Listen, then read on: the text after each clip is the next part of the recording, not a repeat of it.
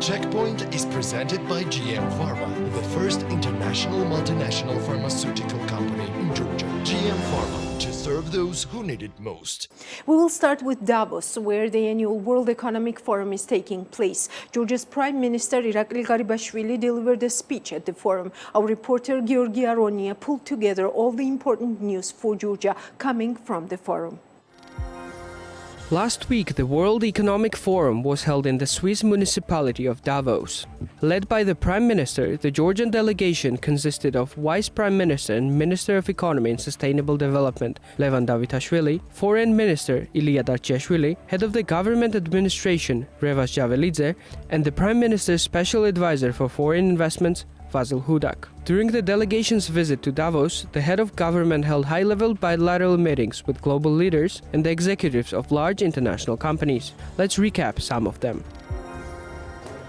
Irakli Garibashvili, Prime Minister of Georgia, met Jay Collins, Vice Chairman of Citigroup, within the scope of his visit to Davos. Parties reviewed specific directions of cooperation towards banking and financial intermediation. During the visit to Davos, Prime Minister Irakli Garibashvili met with Alexander Vučić, President of the Republic of Serbia. Two leaders discussed the key directions of cooperation between Georgia and the Republic of Serbia and prospects of deeper cooperation. The conversation touched on European integration matters, and the regional and global security environment were also discussed.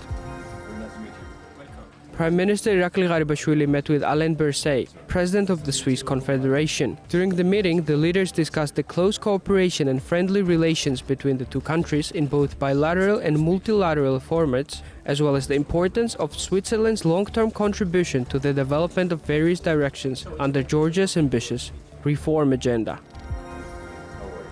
As a part of the delegation's visit to Davos, Irakli Garibashvili met Gautam Adani, founder and chairman of the Adani Group. Discussion was focused on the prospects of future cooperation. Gautam Adani expressed interest in the energy and transport logistics opportunities offered by the country, while the Prime Minister elaborated on the great potential and resources available in the country towards this end. According to the Forbes real-time billionaire list, Gautam Adani is the third richest person in the world.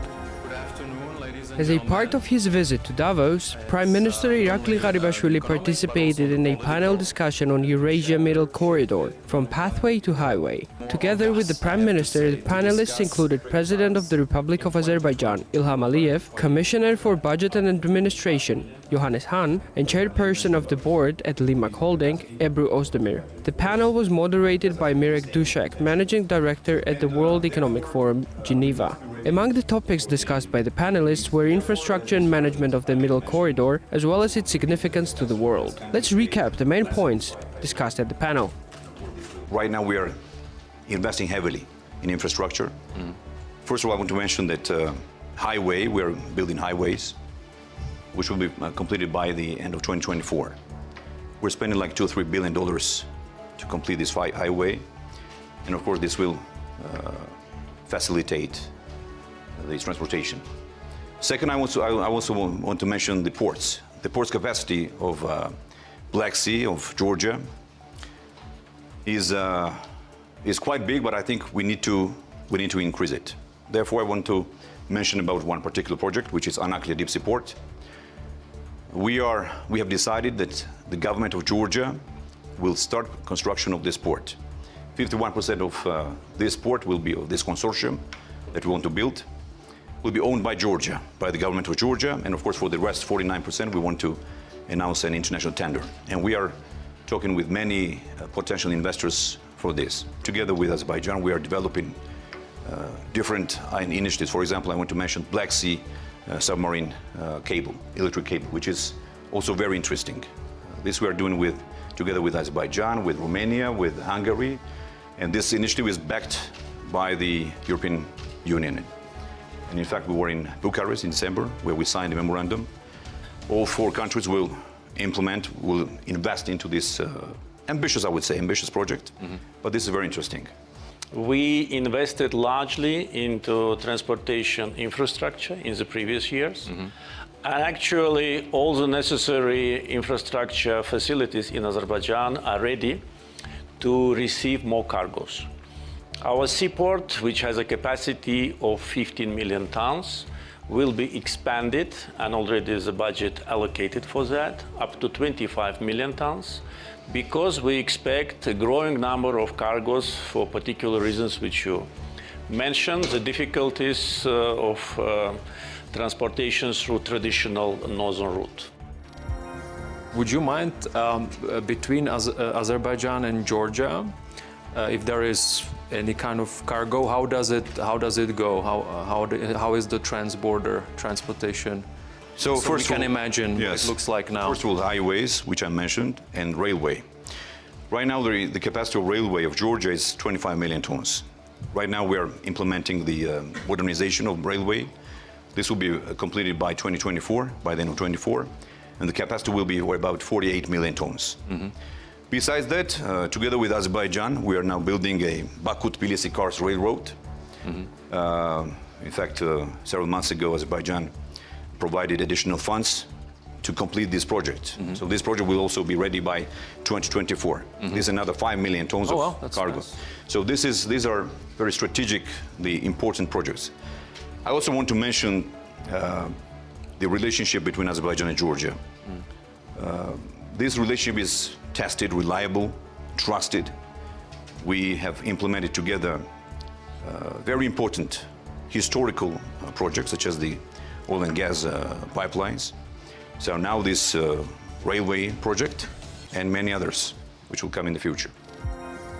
I think that we now need to have more closer cooperation between all the countries involved, Central Asia and the Caucasus and Europe, in order to work actively on customs administration, to have more or less a single window approach, and on tariff policy, because we need to make this route not only attractive from point of view of absence of other routes, but attractive from a commercial point of view. We need to create, and I again want to agree with Madame Ebru, that there should be a kind of a steering committee or kind of a management board of all countries involved, Central Asia, Azerbaijan, Georgia, Turkey, European partners, including all the transportation infrastructure. At one point, this whole corridor will be operated,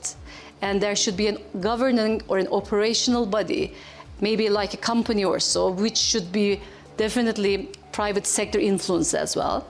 And the other important thing would be, of course, the tax and the customs. Still, I feel like, working in 14 different countries, I feel like the customs is the least developed in the world. So this system definitely should